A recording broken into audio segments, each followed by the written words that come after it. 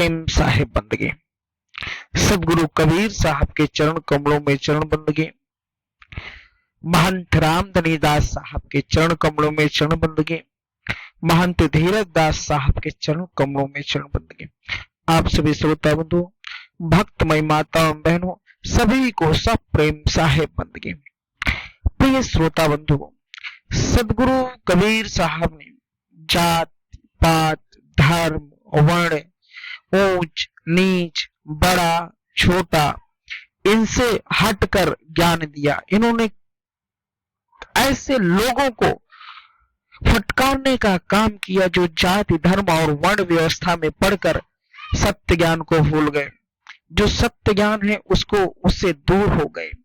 सदगुरु कबीर साहब ने सबको फटकार लगाई जो जाति धर्म और अन्य व्यवस्थाओं में बंधे रहते थे। साहब ने बार बार कहा है कि अगर ज्ञान की बात की जाए तो ज्ञान धर्म और जात को पूछ कर नहीं लिया जा सकता। ऐसा नहीं है कि कोई ऊंचे कुल में पैदा हो और गलत काम करता हो तो वह ऊंचा कहा जाएगा। ऐसा नहीं है कि कोई साधु की वेशभूषा कर ले और चोरी करे और गलत काम करे तो उसे साधु कहा जाएगा। ऐसा नहीं है कि कोई कहीं नीच जाति में पैदा हो, अगर उससे अच्छा ज्ञान हो तो वह उस साधु से कहीं बड़ा होता है।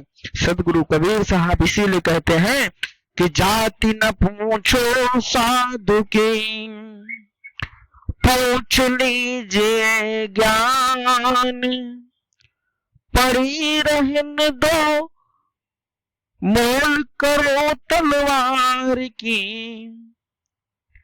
पड़ी रहने दो म्यान। सदगुरु कबीर साहब कहते हैं साधु की जाति नहीं पूछनी चाहिए। अगर वह ज्ञानी है, वह सचमुच संत है, उसे संत वाणी कहते हैं ना, कि जिन संतों की वाणी से सुनने के बाद हृदय गदगद हो जाता है, तो उनके ज्ञान को ग्रहण करना चाहिए। उनकी जात को पूछने का आवश्यकता क्या है। अगर कभी तलवार खरीदने जाते हैं तो उस तलवार का मोल करता है मनुष्य, क्योंकि वह मूल्य होता है।